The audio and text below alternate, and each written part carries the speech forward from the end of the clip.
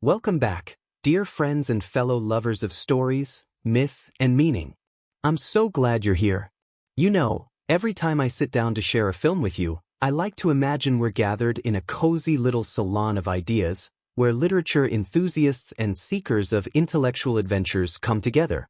Think of it like a circle of friends who never tire of diving beneath the surface of what popular entertainment shows us.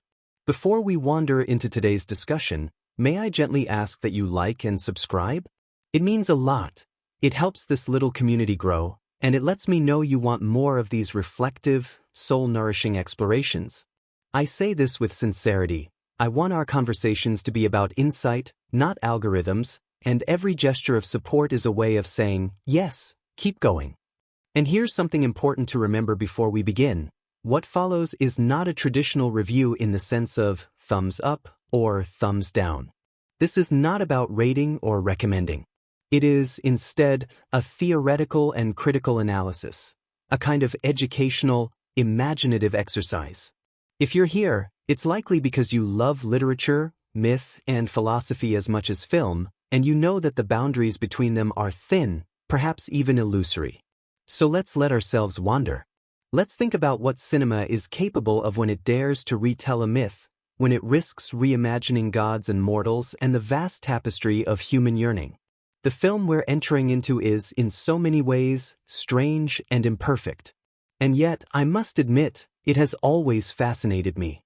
Maybe it's because when I first encountered it, I was at a stage in my life where I wanted escape, not just entertainment, but escape into something larger than myself. I remember sitting in a darkened theater, half skeptical and half hopeful, wondering what this glossy, CGI-laden interpretation of ancient myth would bring.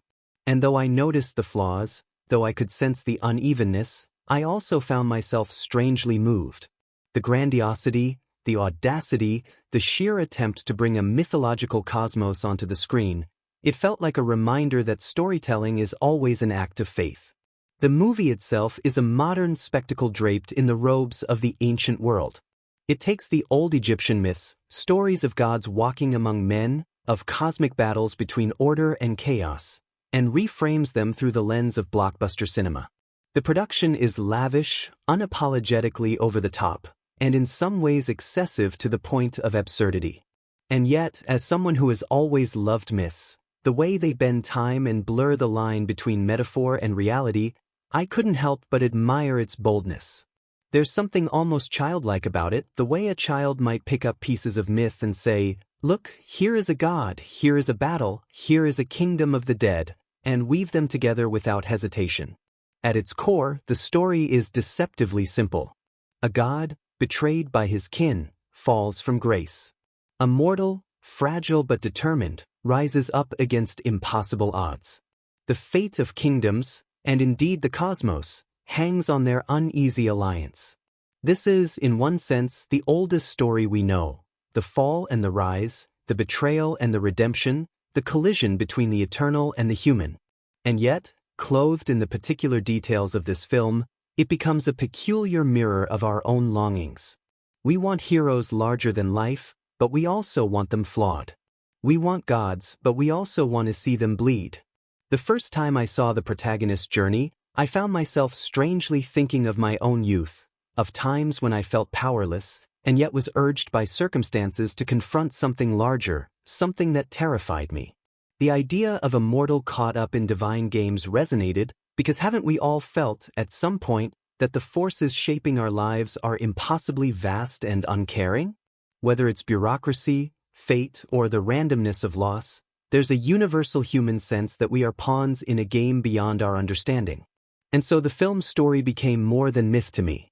It became allegory. There are moments of spectacle, cityscapes that gleam with impossible architecture, battles that roar with the weight of eternity. But what lingers for me are the smaller details, the quieter beats. A god, blinded and shamed, learning humility. A mortal, grieving yet defiant, choosing to risk everything for love. A kingdom caught between tyranny and the hope of renewal. These are archetypes, yes, but they are also reflections of our own hearts. When I watch them unfold, I think of how myths have always functioned, not as history, not as fact, but as truth wrapped in narrative clothing. The film teases its twists with a kind of operatic flair. You think you know who will triumph, and yet alliances shift. The god who seems broken finds hidden reserves of courage. The villain who seems unstoppable reveals his own wounds, his own desperate hunger for power that can never be satisfied. And all the while, the mortal thread of the story, the fragile human love story at its center, reminds us why any of it matters. Because without love, without connection, even the most glittering kingdoms are hollow. When I reflect on it now, years later, what surprises me most is how it has stayed with me, not as a good film in the conventional sense, but as a kind of symbolic text. I find myself recalling certain images, certain emotional beats, and weaving them into my own understanding of myth and narrative. For example, the way the afterlife is depicted in this film, judgment as a weighing of wealth and worth, haunted me.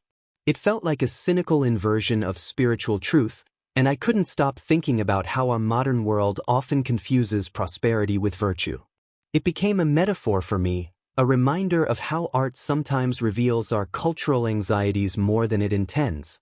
Of course, I know many dismissed the film outright, and in a way, I understand why.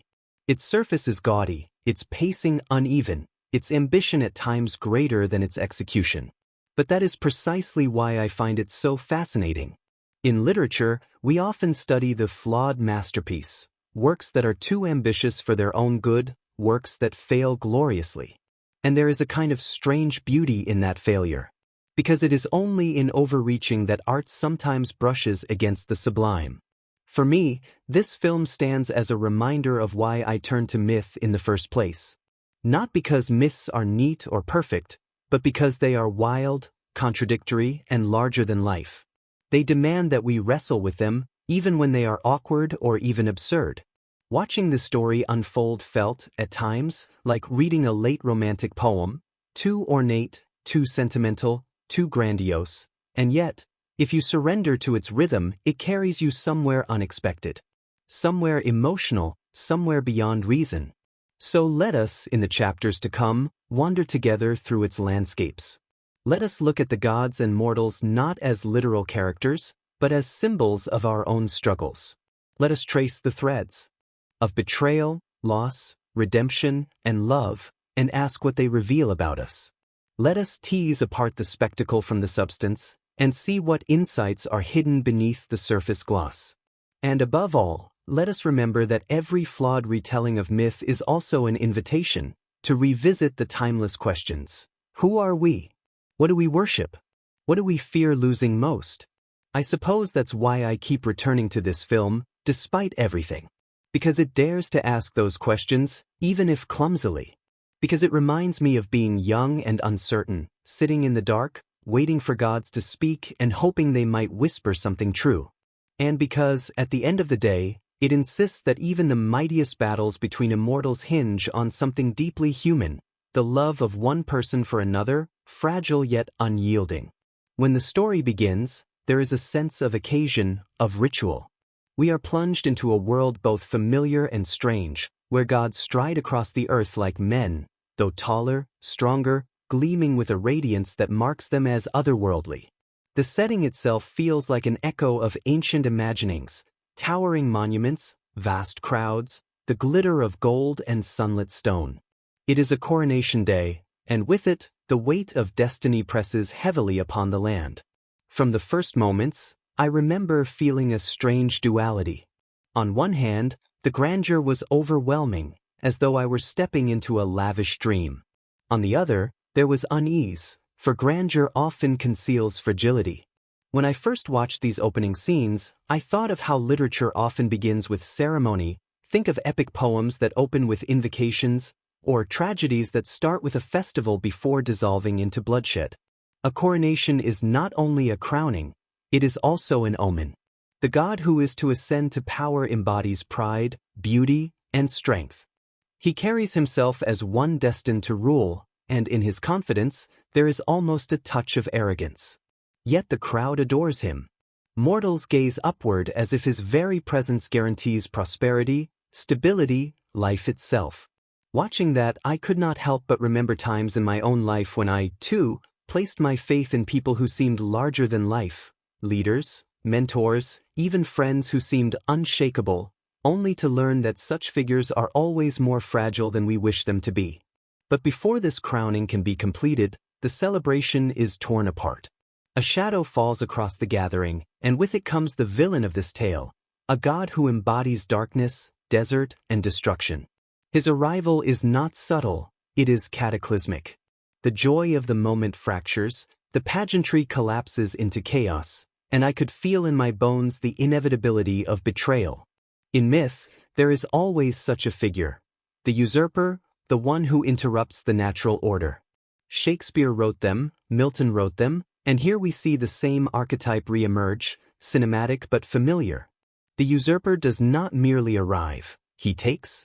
With violence swift and merciless, he seizes the throne, disarming his kin in ways that feel both physical and symbolic.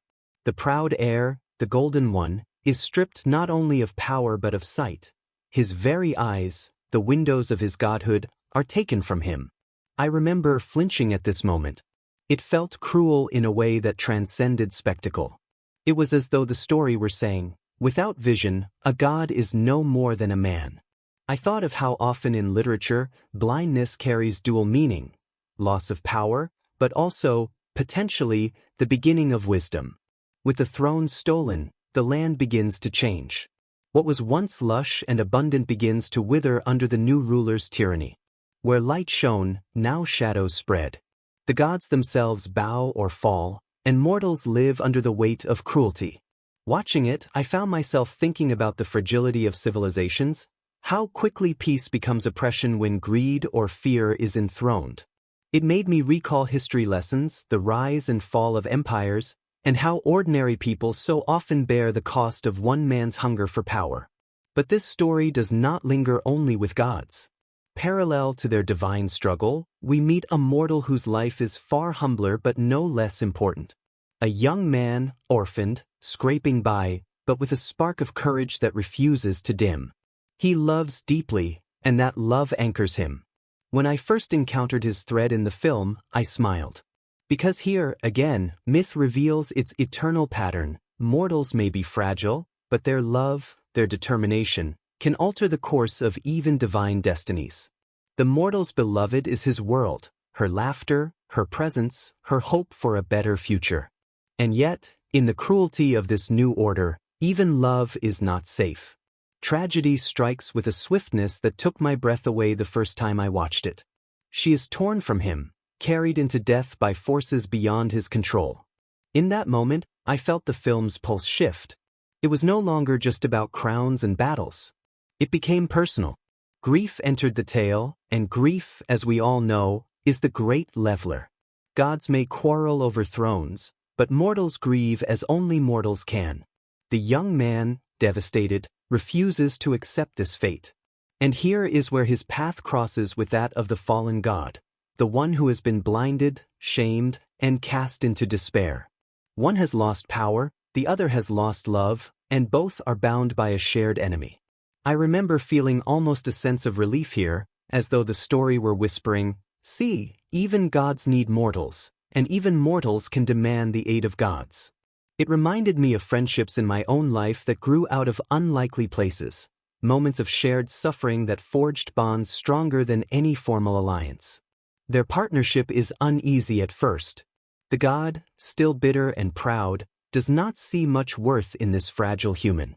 The mortal, fueled by love and rage, does not care much for divine arrogance. And yet, necessity binds them. Watching their first exchanges, I thought of so many classic literary pairings. Heroes and tricksters, lords and servants, masters and apprentices. The friction between them gives the story texture, and in their tension, I saw reflections of how collaboration often begins in real life. Awkwardly, reluctantly, but with the potential for transformation. As their quest begins, the film unfurls into a kind of mythic road story. They must journey across deserts, through sacred lands, into realms that shimmer with magic. Along the way, they encounter creatures and challenges that test them both. There is something almost episodic here, as though each encounter is a trial not just of strength but of character. And in these trials, I found myself paying more attention to the mortal than to the god. Because the mortal, though fragile, endures. His resilience is the quiet counterpoint to the god's grandeur. One episode that lingers in my memory is their visit to a temple, where cunning and strategy are needed as much as brute force. Watching the mortal rise to the challenge, using wit and courage where divine strength might falter, I felt a swell of admiration. It was a reminder that heroism is not measured by might alone. In literature, we often celebrate the clever underdog, the one who survives by outthinking rather than overpowering. And here, too, the mortal shines in precisely that way. Yet the journey is not without cost. The god, still blind, still wounded, stumbles often, not physically alone, but spiritually. His bitterness threatens to consume him, his pride keeps him from trusting fully. I remember feeling frustrated with him, almost as one might feel toward a friend who cannot see their own potential. But then I realized, that is the point. The blindness is not just literal. It is metaphorical. He must learn to see anew, not with stolen eyes, but with the wisdom of experience, humility, and trust. Meanwhile, the usurper tightens his grip on the land. Each scene that returns to his rule is a study in excess and cruelty. He reshapes the world to suit his own hunger, enslaving not only mortals but the very elements. I recall one moment when he unveils a monstrous creation, a symbol of his power, and I thought, here is hubris made flesh. It was unsettling, almost grotesque, and it reminded me of how myths often warn against unchecked ambition. The usurper is not content with rule. He craves dominion over everything, and in that craving, he becomes less than god, more than tyrant. As the first half of the story unfolds, we see not only battles but also seeds of transformation. The mortal begins to grow into his courage, no longer just a grieving lover but a figure of destiny. The god, begrudgingly, begins to rely on him, learning, slowly, that power without trust is hollow. Their partnership is still fragile, but it has begun to take shape. Watching this, I felt a quiet stirring because isn't this so often how our own lives work?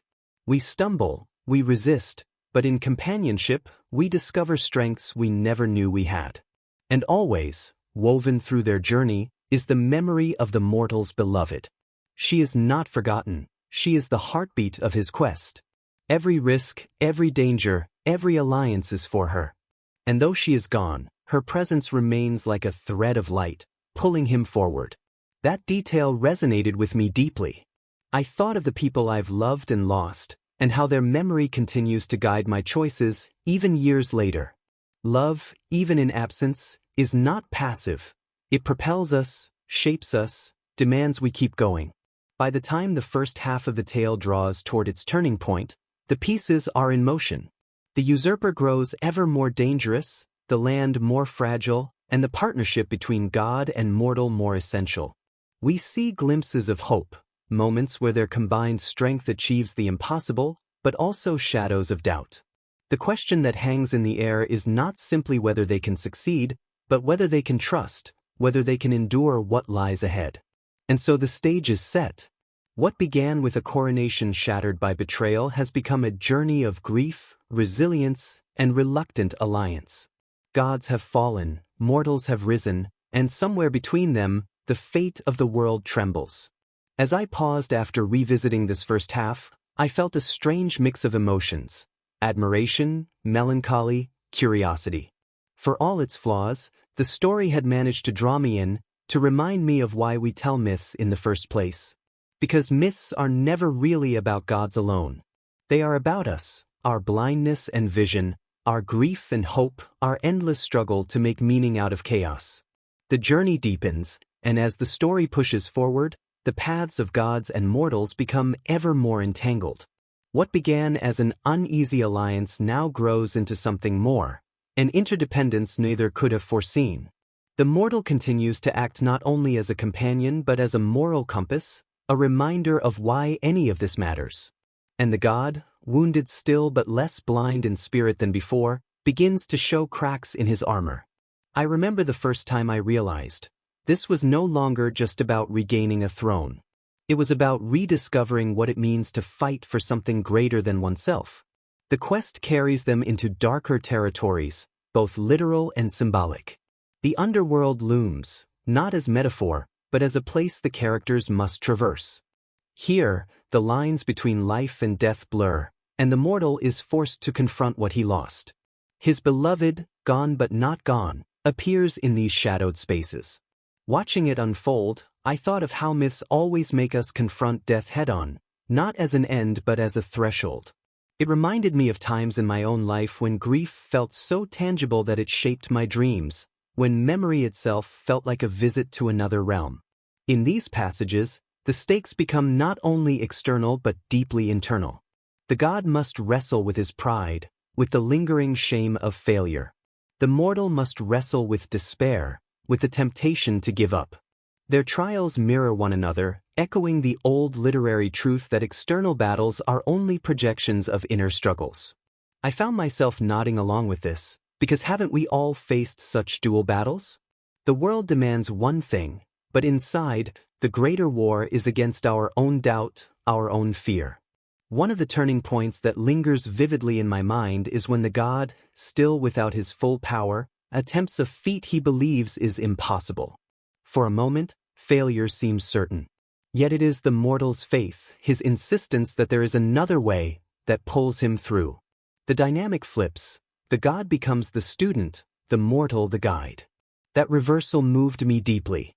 It reminded me of how often in my own life I've learned the most profound lessons from those others might overlook, from children, from friends thought ordinary, from people who had no grand titles but an abundance of wisdom. The villain, meanwhile, grows bolder. His cruelty sharpens, his ambition widens. No longer satisfied with mere earthly dominion, he hungers for cosmic power. He does not just want to rule, he wants to reshape creation itself. I remember shivering as I watched this unfold, because it struck me as such a clear metaphor for human greed. Power, once tasted, is never enough. And literature has shown us this truth countless times. Macbeth could not stop at one murder, Faust could not stop at one bargain, and here too, tyranny escalates until it threatens everything. The mortal's beloved, though dead, remains central. In the underworld, her fate hangs in the balance, subject to cruel judgments that weigh worth by wealth rather than by love or virtue. That image disturbed me profoundly. I couldn't help but think of our own world, where so often human dignity is measured by material success, where the poor are dismissed and the grieving are overlooked. Watching her soul subjected to that scale of injustice, I felt anger, but also recognition. This was not just fantasy, it was allegory. And so the mortal presses forward, determined not only to save the world but to save her. His courage is not abstract. It is personal, rooted in love. That, to me, is what makes him more compelling than any god. Gods fight for power, mortals fight for one another. And in that difference lies the heart of the story. The journey crescendos toward confrontation. Battles unfold on scales both intimate and immense. There are moments where the god, regaining fragments of his power, begins to resemble his old self, but tempered now by humility, by the knowledge that he is not invincible. There are moments where the mortal, pushed to his limits, nearly falters, but rises again out of love's fierce demand. Together, they become something neither could have been alone. I remember watching these scenes with a strange mix of awe and hope, as though I were witnessing a living metaphor for companionship itself, the idea that two broken beings, bound by shared purpose, can achieve the impossible. And then comes the great twist, the revelation that alters everything. It is not simply that the villain is strong or ruthless, it is that his hunger extends even to the cosmos, to the sun itself. He seeks to enslave the great celestial cycle, to consume creation's very heartbeat. That revelation startled me the first time, though perhaps it shouldn't have. After all, hubris always overreaches. In literature, in myth, in history, ambition, unchecked, always aims at the highest throne. And here, the highest throne is not Earth's, but the heavens.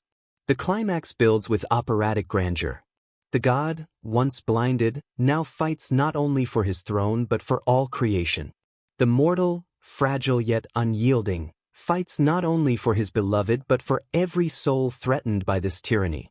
Their paths converge in a confrontation that feels both inevitable and cathartic. The villain towers, monstrous, wielding power stolen and perverted. The heroes, against all odds, stand defiant. I found myself leaning forward, heart pounding, not because I didn't know how it might end, but because the stakes felt so mythically vast. It was as if the entire cosmos hung on the outcome of a single moment. What struck me most during this climax, however, was not the spectacle, the swirling battles, the roaring chaos, but the intimacy of the choices. Again and again, the mortal is faced with decisions: to risk everything for love, to place faith in a God who once betrayed, to trust that even in the darkest moment, redemption is possible. And again, he chooses faith. That repeated choice, to me, was more powerful than any explosion of light or thunder of combat. Because faith, in love, in companionship, in hope, is the only weapon humans have against the immensity of chaos. The God, too, finds transformation here. He reclaims his strength, yes, but more importantly, he reclaims his vision, not just literal eyes, though those are restored, but an inner sight. He sees at last what true power means, not domination, but service. Not pride, but sacrifice. And when he stands against the usurper, it is not as the arrogant heir of earlier days, but as one who has learned humility through pain, who has discovered that kingship is not entitlement but responsibility. Watching that, I felt an unexpected swell of emotion. Because isn't that the lesson so many of us must learn in our own lives? That authority without humility is hollow, and that true strength lies in service to something beyond the self. The battle ends as all battles must. The villain falls, undone by his own excess, consumed by the very hunger that drove him. His empire of cruelty collapses, and with it, the land begins to breathe again. But victory is never simple. It comes at cost. There is loss along the way, sacrifices that cannot be undone. Yet there is also renewal. The beloved soul, once weighed unjustly, is released, given peace not by wealth but by love's insistence. The mortal's devotion, fierce and unwavering, breaks through the cruelty of false judgment. Watching that resolution, I felt a lump in my throat. Because it affirmed something I have always believed, that love, real love, cannot be measured by scales of wealth or power. It transcends them, and in transcending, it redeems. The God, now restored, ascends not in arrogance but in gratitude. He acknowledges the mortal, not as a pawn but as an equal in destiny. That gesture mattered to me. It was a recognition that divinity without humanity is incomplete, and that even gods must bow to the truth that love and courage dwell most fiercely in mortal hearts. I thought of friendships in my own life, of mentors who once towered above me but who, in moments of honesty, admitted that they, too, had been shaped by the faith of others. The mortal, meanwhile, finds peace, not in riches or glory, but in the assurance that his beloved is free, her soul unchained, her memory eternal. He has walked through despair, confronted gods and monsters, and emerged not unscarred but unbroken. His journey is not the story of conquest, but of devotion. And in that, I found a beauty that lingers still. When the story closes, the land breathes once more. Order, fragile yet renewed, is restored. The gods stand, humbled and changed. Mortals rise, no longer forgotten but central to the balance. And in the quiet after the storm, there is a sense of return, not to what was before, but to something wiser, deeper. Reflecting on it now, I realize that what moved me most was not the grandeur of the spectacle but the intimacy of the journey. It was the way grief became courage, the way blindness became vision, the way tyranny collapsed before the quiet insistence of love.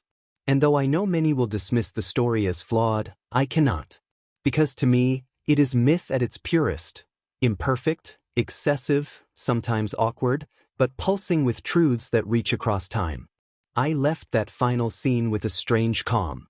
I thought of the loved ones I have lost, of the faith I've sometimes nearly abandoned, of the moments when despair seemed stronger than hope.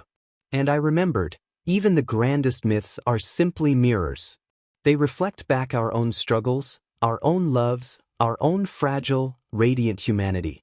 And so the story ends, not with perfection, but with meaning. Not with a flawless triumph, but with a reminder that in every myth, in every tale, what truly matters is not the throne or the crown, but the love that endures even through death, the courage that rises even when all seems lost. That is why I cherish it still. There is a way in which characters, when drawn from myth, resist becoming merely characters. They are more like symbols, archetypes dressed in human gestures. Yet in this story, for all the glitter and excess of spectacle, the figures take on a peculiar intimacy. They stumble, they grieve, they err, and because of this, they linger not just as gods or mortals but as echoes of ourselves. The fallen god, once radiant, once proud, now blinded, stands at the center of this meditation. He is the figure of pride undone, of arrogance stripped bare. When I think of him, I recall the image of Oedipus in Sophocles, blind not by birth but by fate, learning to see truth only when literal vision is gone. In the beginning, his beauty is almost unbearable, a perfection that promises leadership but conceals hubris. His fall is brutal, eyes torn away, body diminished, soul humiliated. And yet, it is in that fall that his true arc begins. I remember watching him in those early scenes, his rage palpable, his bitterness heavy, and I felt impatience with him. He seemed too proud to accept help, too wounded to move forward. But then I realized how familiar that is. Haven't we all, in moments of loss, wrapped ourselves in pride because admitting vulnerability felt unbearable? His blindness is not just physical, it is emotional. He cannot yet see the worth of those around him, nor can he yet imagine that strength lies not in perfection but in the willingness to be broken and still rise. As the story progresses, he changes in increments. First reluctantly, then more willingly, he leans on another, on a mortal no less. That reliance humbles him, and in humbling, begins to heal him. He learns that vision is not confined to eyes. To see is to trust, to recognize worth in the fragile, the finite, the human. When at last he regains his literal sight, it feels almost secondary, because by then he has already gained something more precious, the ability to look at others without arrogance. That transformation, for me, is the heart of his character. He begins as a god, but becomes human. And in becoming human, he becomes divine in a way he never was before. Opposite him stands the mortal, the young man whose courage is born not of grandeur but of love. He has no throne to reclaim, no cosmic power to wield. His motivation is heartbreakingly simple, the beloved he lost. This is what makes him, in my eyes, the truest hero of the tale. Because his strength is not abstract or symbolic. It is visceral, rooted in grief and devotion. I recall his first steps into the god's world, his defiance sharp, his desperation fierce. There was something so moving in how unpolished he was, so unlike the perfected beauty of the immortals. He falters, he doubts, he aches, and yet he presses on. In literature, mortals in myth often serve as witnesses or sidekicks, but here he is central.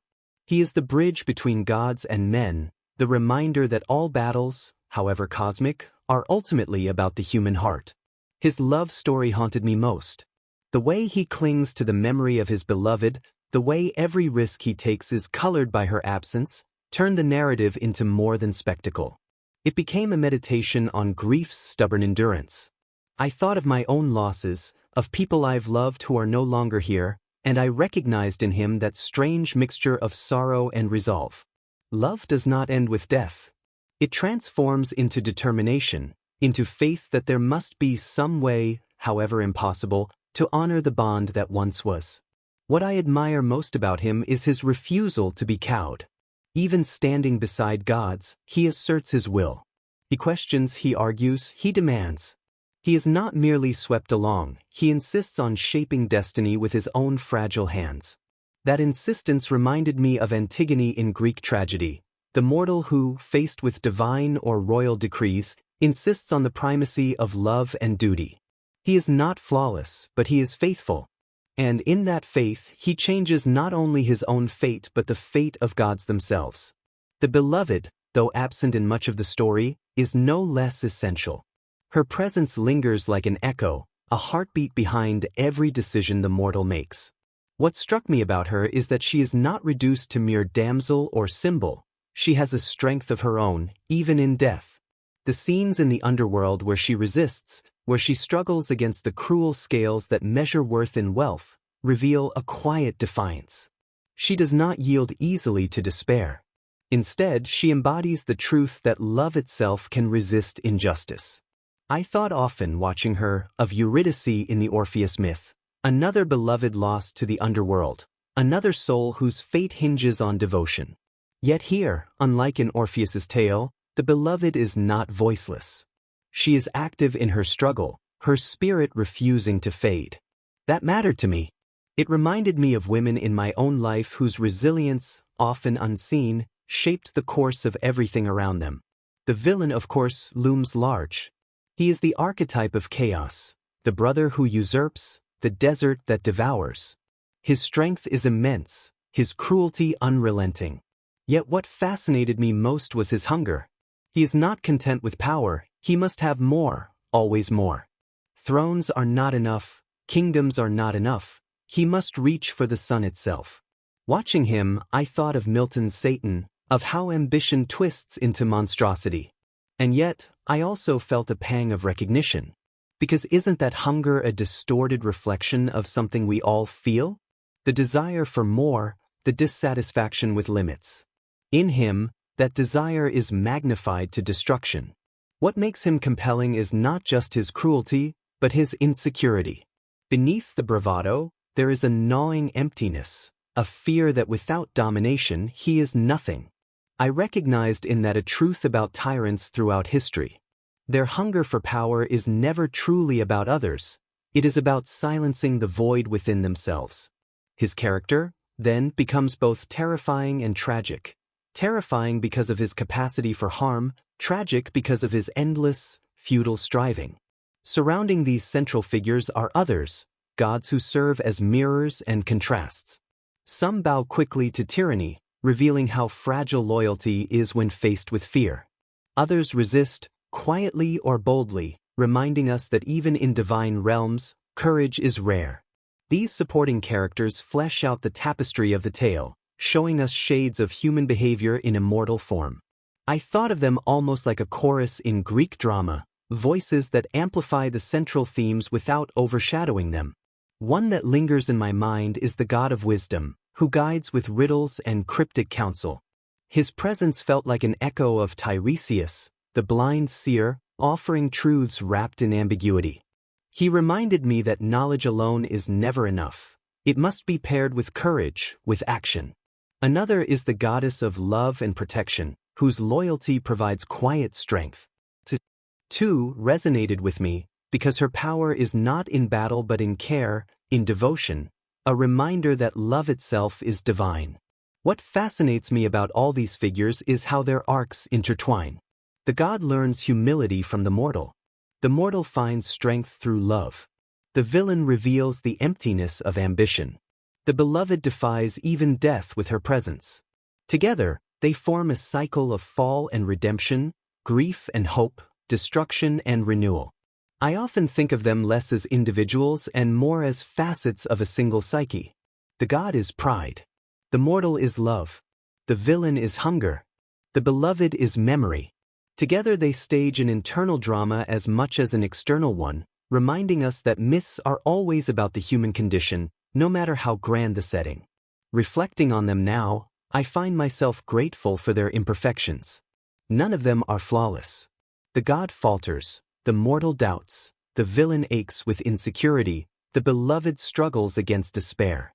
And yet, it is precisely in those imperfections that their meaning lies. Perfection does not teach us.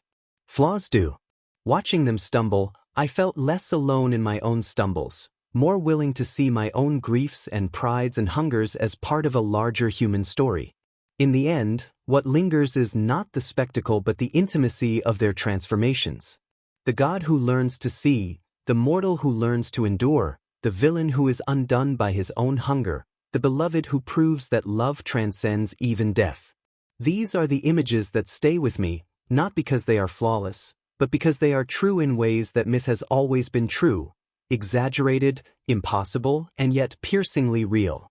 And so, when I think back on these characters, I do not see them only as roles in a film. I see them as reflections, as mirrors. I see in the god my own moments of pride and my own painful humblings. I see in the mortal my griefs and my stubborn faith in love. I see in the villain my own restless hungers, dangerous if left unchecked. I see in the beloved the memory of those I have lost, whose presence still shapes me. And in seeing them, I remember why we tell stories in the first place. Because characters, whether gods or mortals, are never really about themselves. They're about us. They are our fears, our hopes, our flaws, our redemptions. They are the language through which we speak the unspeakable, the faces through which we confront the truths too vast to face alone. That is what this story gave me. Not perfect characters, not flawless arcs, but mirrors. And in those mirrors, I found not escape, but recognition. There's something endlessly fascinating about looking not only at a story itself but at the strangeness that surrounds its creation. Myths on screen may dazzle us, but sometimes the truths behind the curtain are stranger still. When I think back on this film, I don't only recall its sweeping imagery and cosmic battles, I also find myself drawn to the odd details of how it came into being. The trivia, the accidents, the production decisions that seem almost mythic in their own right. They give the work a texture, a reminder that cinema is never just art but also labor, compromise, chance, and human quirk. I remember the first time I stumbled across a detail about the casting, and it struck me with peculiar force. The actors chosen to embody ancient Egyptian gods were, in many cases, of European or Australian descent. It was a decision that sparked no small amount of controversy, for obvious reasons. The irony of telling a story rooted in one of the most visually and culturally distinct civilizations, only to present it through faces so distant from that heritage, is a fact that has shadowed the film ever since. To me, this wasn't just a mistake of casting. It was a revelation about how myths are appropriated, reshaped, and sometimes distorted by the cultures that retell them. It reminded me of how, in literature, the same story can be dressed in the garb of whichever society claims it, often erasing origins in the process. Another odd fact that has always stayed with me is the scale of the sets. Although much of the film is drenched in digital spectacle, there were moments where the production built towering structures in real physical space, only to cover them with computer-generated layers later. It struck me as almost absurd, constructing a grand throne room of stone and steel, only to repaint it entirely in digital gold. And yet, there is something poetic in that. The act mirrors the film's own relationship to myth, building on foundations of the ancient, then layering modern gloss until the original is nearly obscured. The director himself often spoke of his inspirations, and what surprised me most was not the expected nods to Egyptian myth but rather his references to comic books and superhero films. The gods in this story were imagined less as remote deities and more as larger-than-life heroes, their powers exaggerated, their bodies gleaming like living sculptures. It fascinated me to learn this, because it explains so much of the film's tone. Instead of reverent archaeology, we get operatic fantasy. Instead of dusty temples, we get spandex-like grandeur. And yet, in its strangeness, that choice reveals something honest about our modern myths, that superheroes have, in many ways, replaced the pantheons of old. Then there are the costumes, extravagant to the point of surreal. One fact I recall vividly is how some of the armor pieces weighed so much that actors struggled simply to walk in them. There were reports of sequences taking hours longer to film because the ornate wings of a goddess would snag, or the heavy plating of a god's armor would leave the actor unable to sit down between takes. I thought of medieval knights, trapped in their armor, unable to rise without squires. And again, I felt the strange poetry of it. These actors, meant to embody divine perfection, were in fact groaning under the literal weight of their roles. Even the creatures born of computer effects carry peculiar stories. I once read that one of the monstrous serpents was originally designed to be half its eventual size, but when early screenings revealed that audiences laughed instead of gasped, the design was doubled, then doubled again, until it reached grotesque proportions. It's one of those odd little facts that make me smile.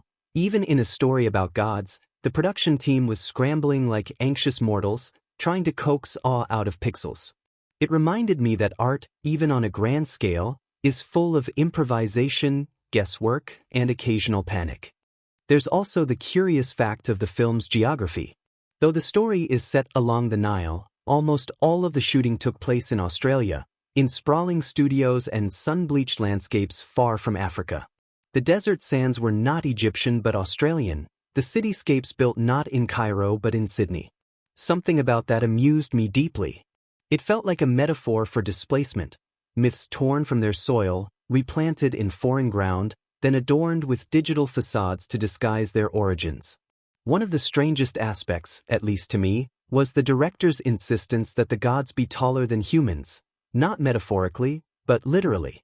Through special effects, gods were rendered a head taller than mortals in every frame. It sounds small, but the result was eerie. The proportions seemed slightly off, as though the world itself were tilted. When I learned this was intentional, it suddenly made sense.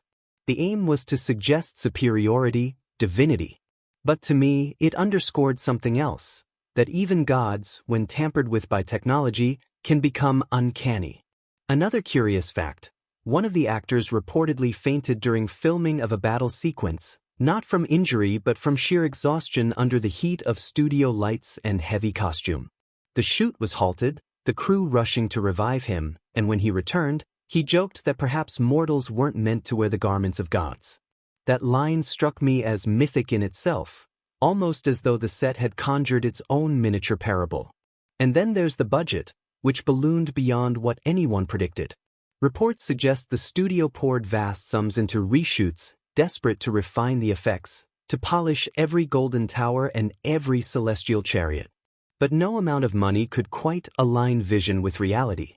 That fact, too, carries symbolic weight. It's as if the film itself mirrored the story it told, gods grasping for perfection, mortals straining under the cost, and in the end, something magnificent yet flawed emerging. The music, too, holds its own curiosities.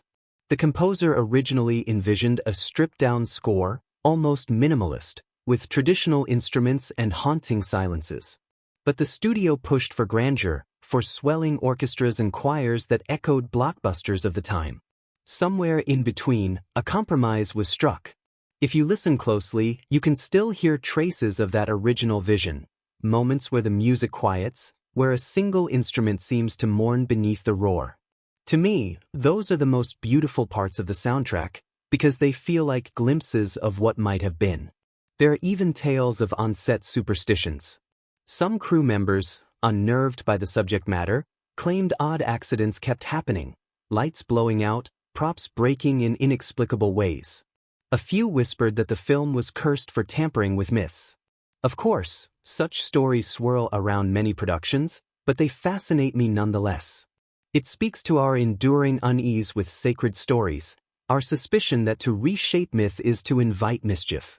Perhaps the strangest fact of all, though, is how much the film's reputation changed after its release.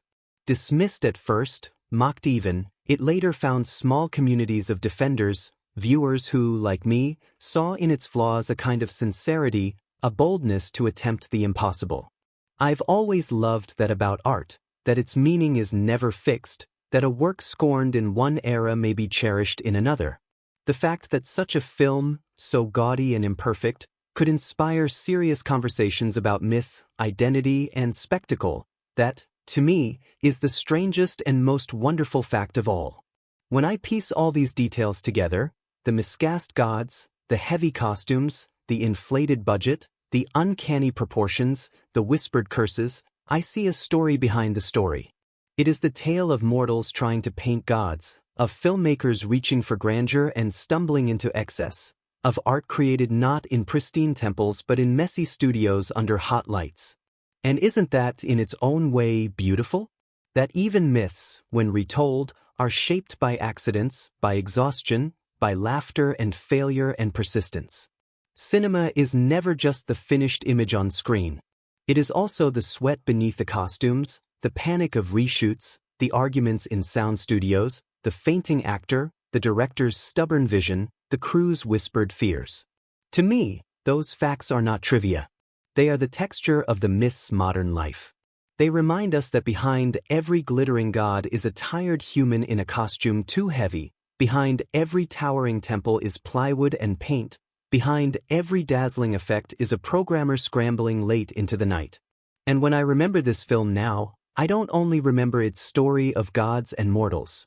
I remember the humans who tried to build a new myth, who argued over music, who sweated in armor, who whispered of curses, who turned deserts into Egypt and mortals into giants. Those strangest facts are not distractions. They are part of the tale. They remind me that even flawed stories have their own kind of magic, not just in what they tell us, but in how they were made. There are moments in certain films that remain lodged in memory not because of their perfection but because of their strange power to stir something inside us, to provoke, to unsettle, or to console. When I think about this particular film, I realize that its significant events linger with me not as isolated spectacles but as layered texts, like fragments of a myth rewritten in neon ink. Each event begs to be unpacked, to be seen not merely as a beat in the plot but as a gesture in an ongoing conversation between ancient stories and modern sensibilities. It's that dialogue, messy and imperfect as it is, that gives the film its peculiar impact. The opening coronation is one of the first of these events that commands attention. At first glance, it feels like a familiar trope, a grand ritual, a kingdom poised on the edge of renewal, the promise of continuity embodied in a god's succession to the throne. The spectacle is overwhelming, gold gleaming, crowds rejoicing, the weight of divine ceremony filling every corner of the frame. Yet beneath the glitter lies an unease. The ritual of power always carries with it the shadow of disruption, and here, disruption takes the form of an uninvited guest, the darker brother, the one who has lived in the margins of desert and shadow, crashing the celebration with violence. What strikes me critically about this moment is not just its dramatic intensity but its resonance with countless myths and histories where coronations turn into tragedies. Shakespeare's plays are full of such scenes, moments when order, symbolized by ritual, is shattered by ambition. The coronation is supposed to affirm continuity, but instead it exposes fragility. Power, no matter how divinely ordained, is always precarious. That's the lesson I read into this opening. The gods themselves are not immune to betrayal, and their rituals, for all their grandeur, are as vulnerable as human ceremonies. The brutal dethroning that follows is shocking not only for its violence but also for its symbolism. The stripping away of eyes, such a grotesque, almost unbearable act, resonates with mythic punishments across cultures. To blind is not just to wound physically, it is to cut off sight, to sever perception, to humiliate.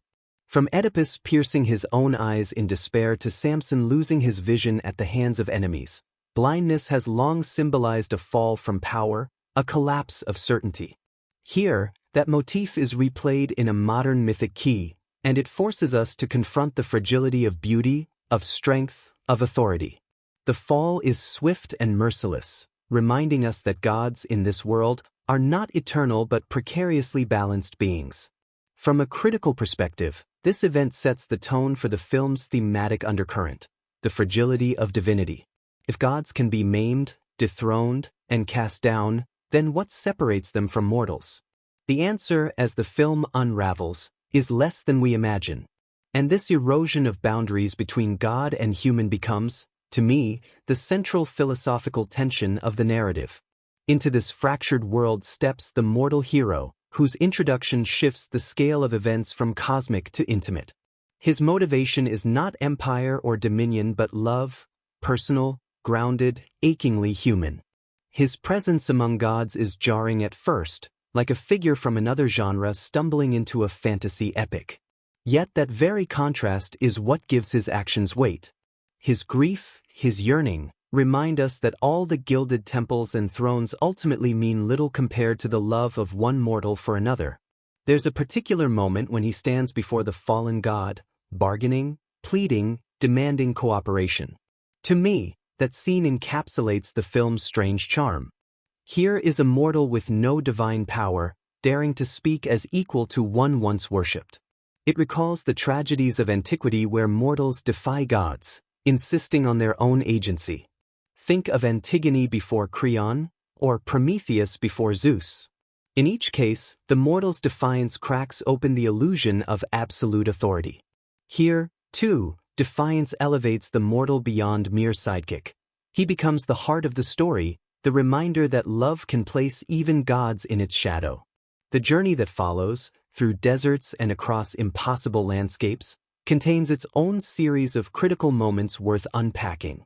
One that lingers is the battle with the colossal serpents, creatures of chaos, born of nightmares, unleashed to crush the unlikely pair. On the surface, it's pure spectacle, flames, scales, teeth, and the desperate scramble for survival. But beneath the spectacle, there is symbolism. Serpents, across mythologies, embody chaos, temptation, danger. To face them is to confront the raw forces of disorder that threaten both mortals and gods. I find it significant that this confrontation is not won by divine strength alone but by the combined efforts of the blind god and the fragile mortal. This cooperation reframes power itself. Divinity without humanity falters. Humanity without divinity perishes. Only in collaboration do they succeed. The event, then, becomes an allegory for balance, the idea that neither godly arrogance nor human frailty is sufficient alone. Together, however, they can overcome chaos. One cannot ignore the descent into the underworld, an event steeped in mythic resonance.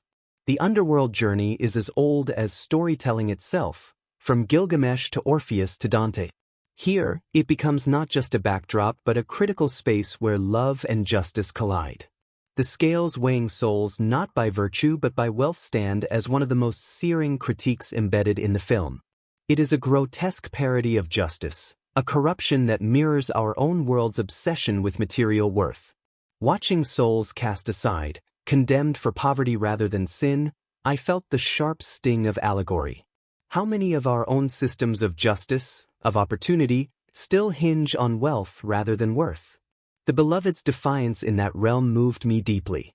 She is no passive victim but a voice of resistance, refusing to accept unjust judgment, refusing to let love be measured in gold. Her stand, though subtle, transforms the underworld event into a critique not only of divine corruption but of human systems. For me, this was one of the film's most powerful and overlooked contributions, the reminder that injustice dressed as law is still injustice. Later, as the narrative builds toward its climactic confrontation, another significant event demands attention: the villain's attempt to ascend beyond his stolen throne, to seize not only dominion over gods but mastery of the very sun. This ambition feels almost absurd in its grandeur, and yet it resonates with literary archetypes of overreaching figures: Faust, Icarus, Lucifer. The hunger to grasp what should remain untouchable is a recurring theme in human storytelling, a mirror of our own restless striving. From a critical angle, this ambition exposes the hollowness of the villain's character. He is not driven by love or justice or even survival. He is driven by hunger alone, a hunger that can never be sated. His attempt to control the sun is both literal and metaphorical. He seeks to extinguish limits, to devour eternity itself. And in that striving, he ensures his own undoing. Watching him, I was reminded of how often in history and literature the greatest tyrants fall not because of external enemies but because of the weight of their own insatiable ambition. The climactic battle itself, for all its dazzling effects, resonates most for me not in its spectacle but in its symbolic reversals. The once blind god, who could not see, now perceives with clarity not only his enemies but his allies. The mortal, once dismissed as insignificant, stands central to the outcome. The villain, who believed himself invincible, reveals his vulnerability. Each role is inverted, each identity reshaped by the events that led here. This, to me, is the essence of narrative transformation. The characters are not the same beings they were at the start, and the events that shaped them reverberate beyond their immediate consequences. What lingers after the final confrontation is not the noise of battle but the quiet resolution that follows.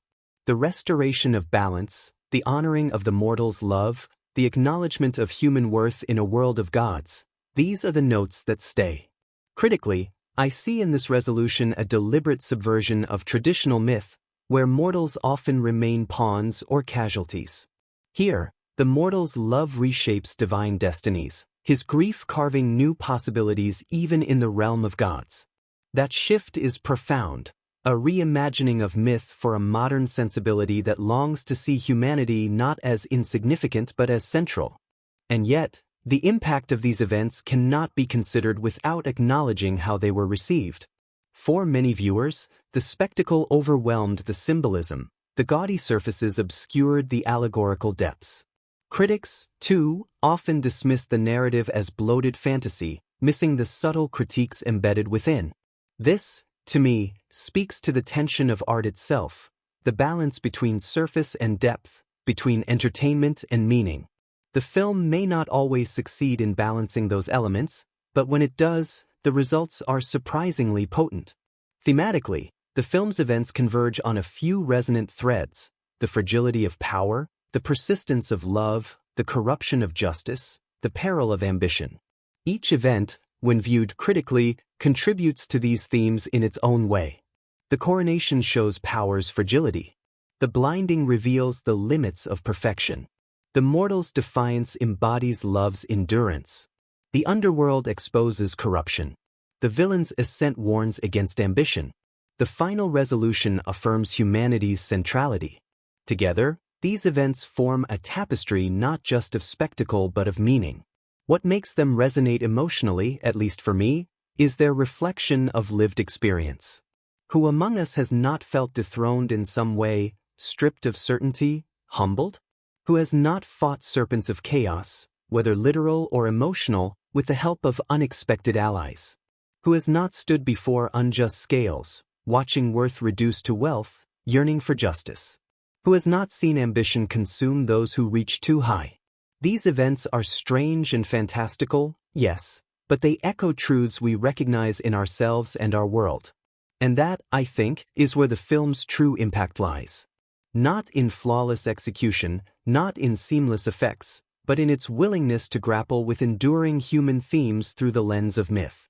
Its events are not just plot points, they are symbols, mirrors, invitations to reflection. Even when imperfect, even when wrapped in gaudy spectacle, they carry weight because they touch something timeless. When I reflect on these events critically, I find myself less concerned with whether the film succeeded in the eyes of reviewers and more concerned with what it stirred in me. The coronation reminded me of how fragile our rituals of power are. The blinding reminded me of how loss can teach us to see differently. The mortal's love reminded me of my own attachments, my own griefs. The underworld reminded me of the injustices we still live with. The villain's ambition reminded me of the dangers of insatiable hunger. And the resolution reminded me that even amidst gods, human love matters most. In the end, these events do more than tell a story. They weave a meditation on power, love, justice, ambition, and humanity itself. They remind me that films, even flawed ones, can be more than entertainment. They can be parables, mirrors, conversations across time. And though the reception may have been mixed, the resonance remains, at least for those of us willing to look beneath the surface.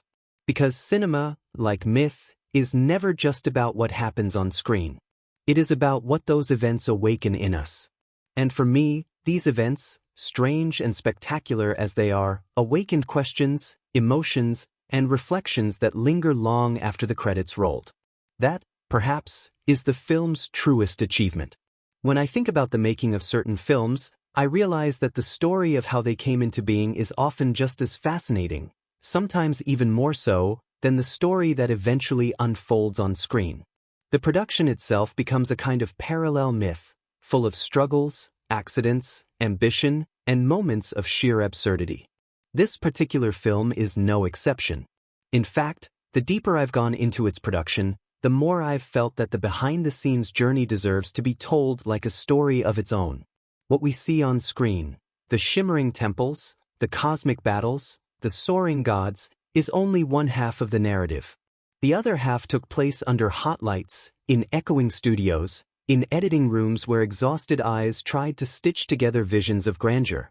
It all began with a dream that was, in many ways, larger than life. The director, known for his appetite for spectacle, wanted to create a modern myth, a story that would stand shoulder to shoulder with the great cinematic epics of decades past. From the beginning, the vision was unapologetically grand. He imagined not merely a retelling of ancient lore but a full reimagining, drenched in color and digital wonder. It was ambitious to the point of audacity, and perhaps that was its most defining feature, the sheer scale of the dream. One of the most striking insights into the production was how much of it was shaped by technology.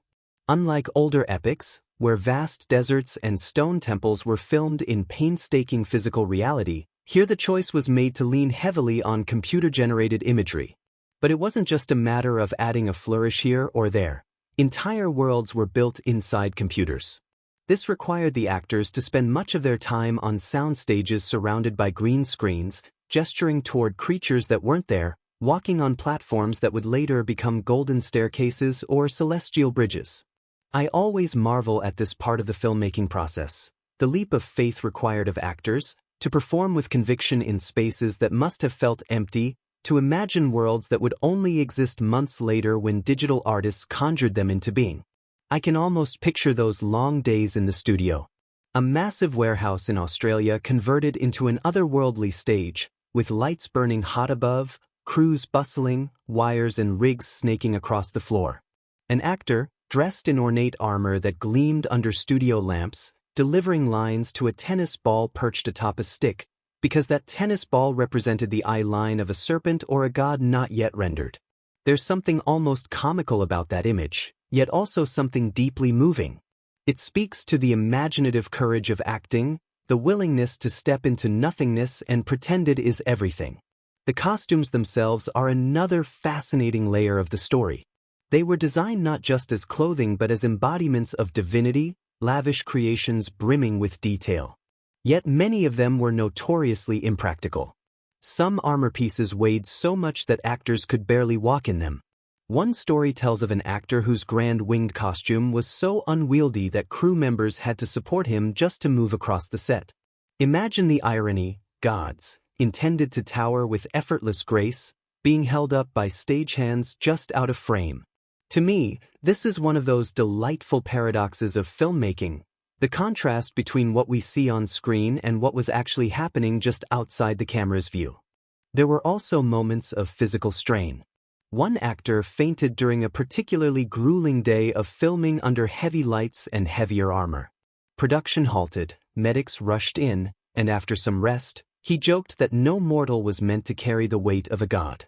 That line, overheard by crew members, became a kind of inside joke on set, whispered whenever costumes refused to cooperate or props collapsed under their own weight. Then there are the stories about the sets themselves. While much of the world was constructed digitally, certain key spaces were built physically.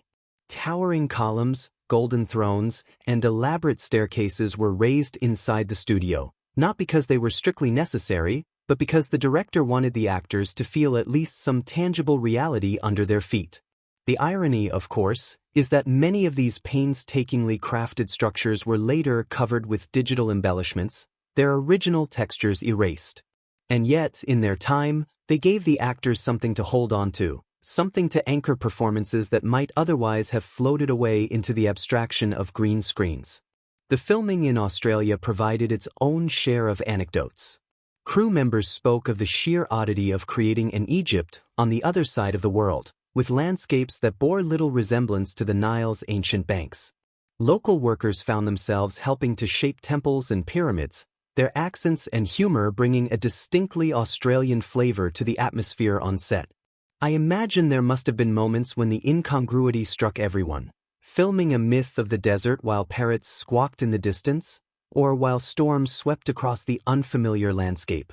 One of the strangest production decisions, and one that still fascinates me, was the choice to depict gods as physically larger than mortals, not metaphorically, but literally on screen. This required careful planning of every scene, with camera angles, props, and digital adjustments all designed to maintain the illusion.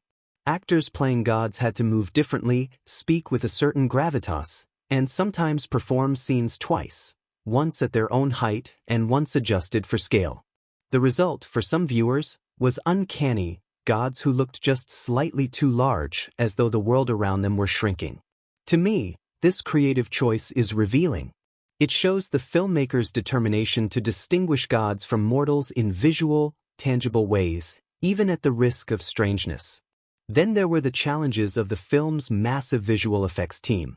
Hundreds of artists labored across continents, crafting every detail of the world, from the shimmer of gold on a temple wall to the terrifying scales of a serpent.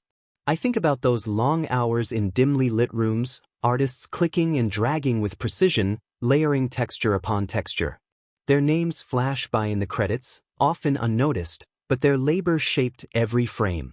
And, as with many such productions, deadlines loomed, revisions multiplied, and the sheer scale of the digital canvas sometimes overwhelmed even the most seasoned teams.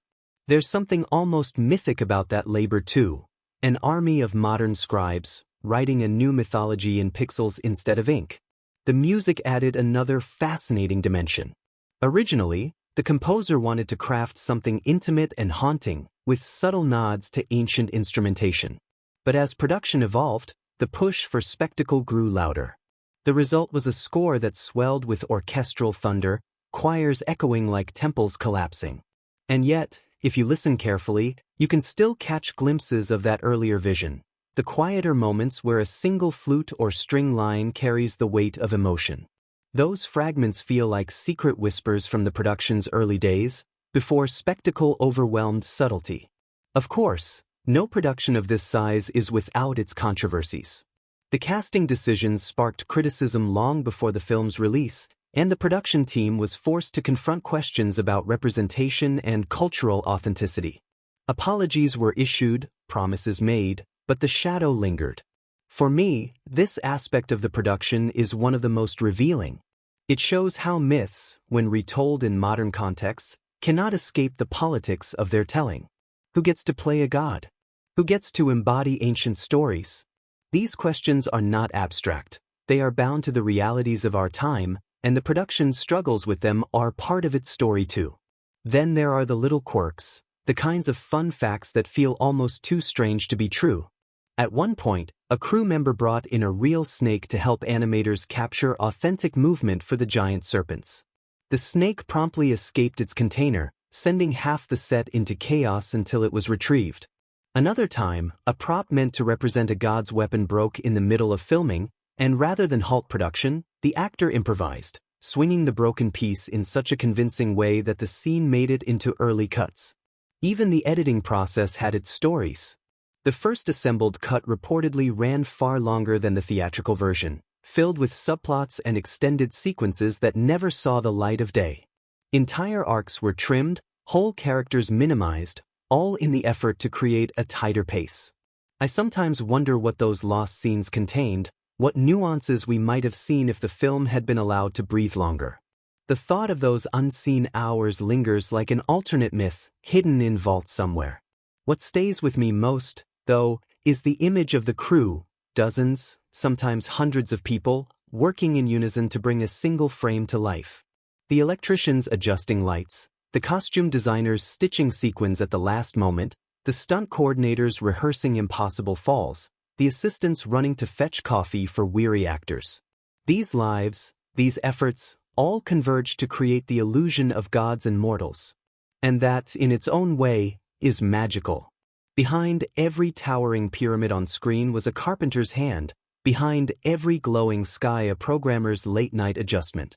The production itself becomes a myth of collaboration, of humans striving to capture something larger than themselves.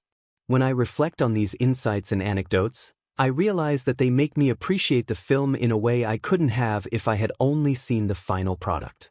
Knowing that an actor collapsed under the heat, that costumes were too heavy to move in, that digital artists labored endlessly, that jokes and accidents shaped scenes, it makes the story feel alive in new ways. It reminds me that cinema is not the work of gods but of mortals, and that its miracles are built from sweat, laughter, exhaustion, and imagination. Perhaps that is the most fun fact of all, that the film, for all its talk of divinity, was crafted entirely by human hands, flawed and brilliant.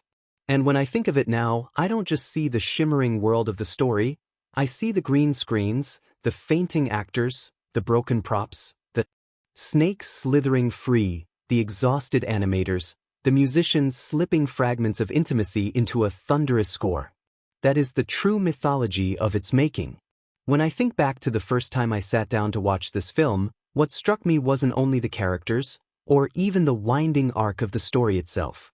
It was the world, the sheer audacity of it, the way it stretched and shimmered across the screen like a dream caught halfway between reality and myth. The settings were unlike anything I had seen before.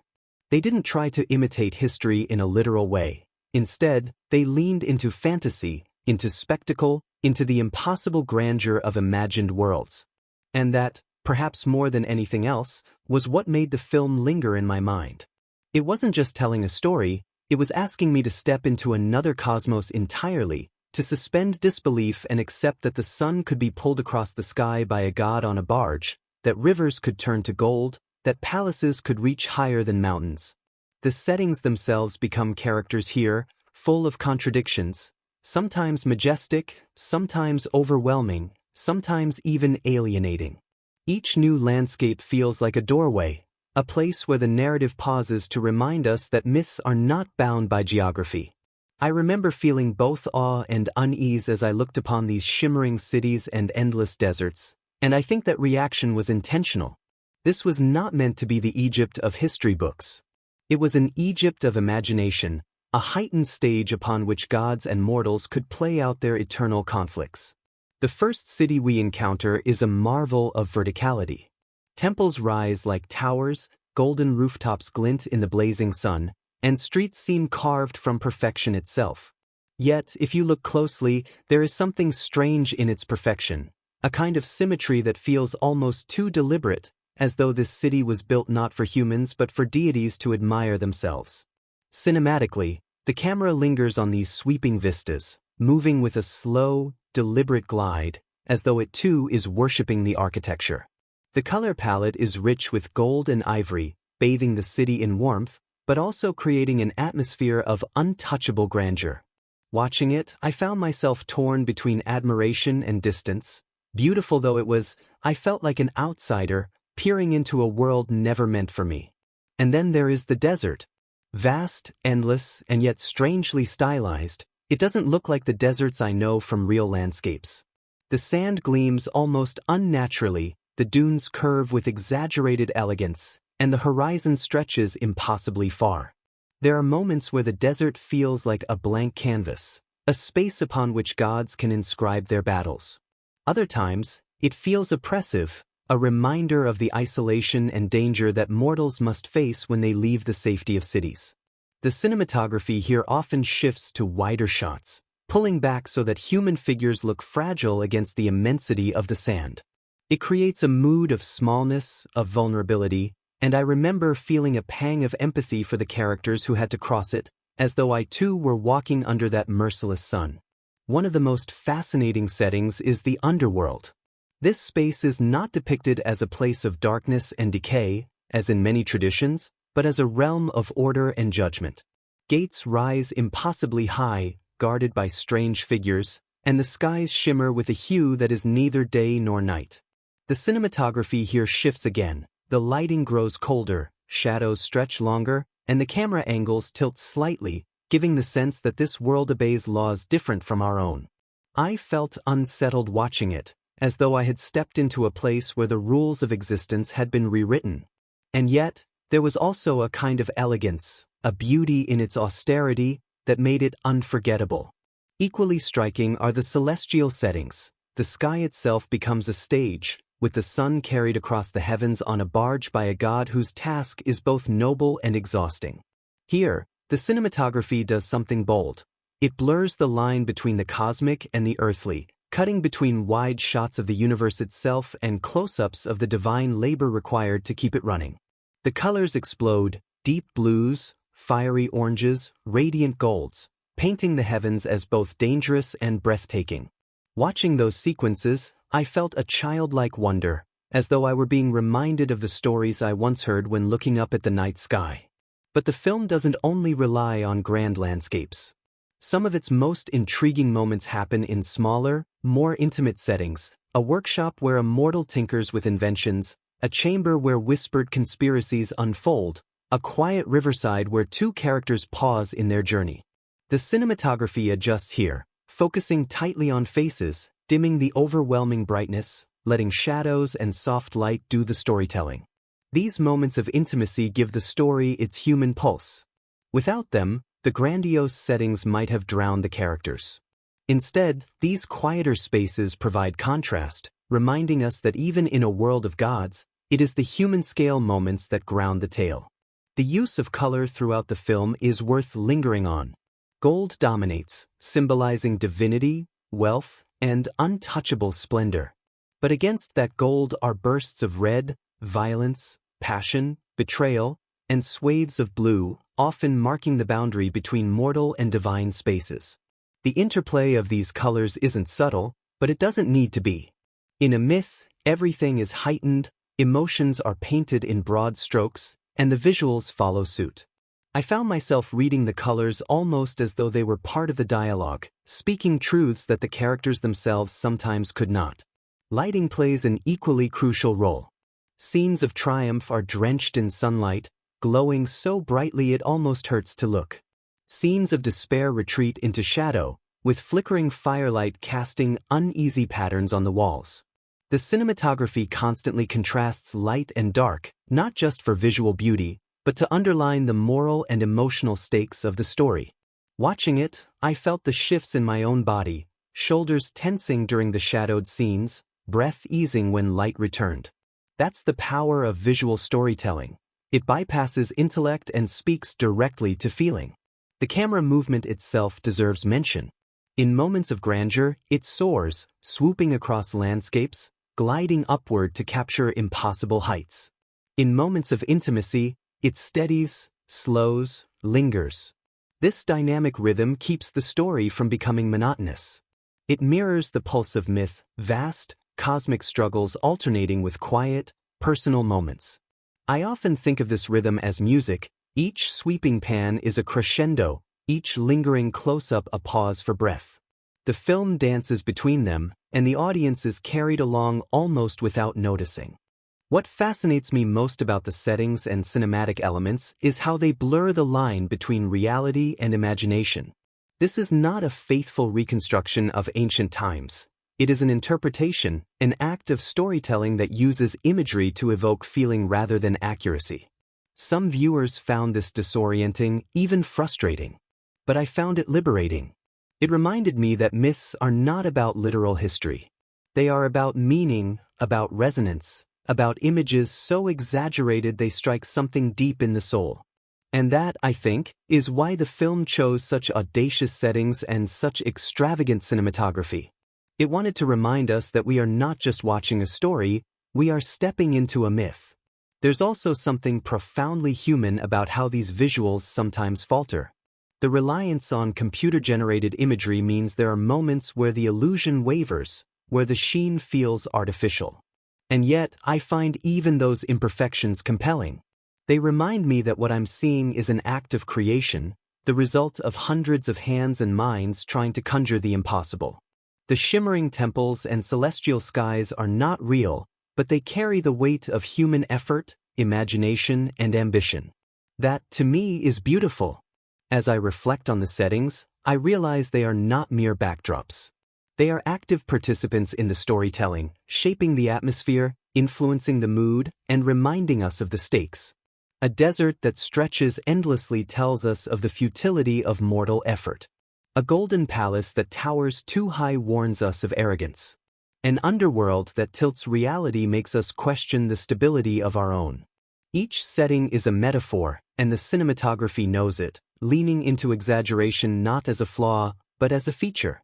By the end of the film, I felt as though I had traveled not just across a narrative, but across a gallery of images, each carefully chosen to resonate, to provoke, to awe. The settings stayed with me long after the credits rolled, not because they were realistic, but because they dared to be unreal, to push beyond what is possible and invite me into the realm of myth. The cinematography carried me there, guiding my gaze, shaping my emotions, and weaving a visual rhythm that felt as essential as the story itself. And so, when I look back, I don't just recall the characters or the battles. I recall the golden glow of temples at sunset, the endless expanse of the desert, the eerie tilt of the underworld, the blaze of the sun barge against a cosmic sky. These are the images that linger, the ones that whisper to me when I close my eyes. They remind me that cinema, at its best, is not just about telling a story. It's about building a world so vivid, so strange, so full of meaning, that it becomes a myth in its own right.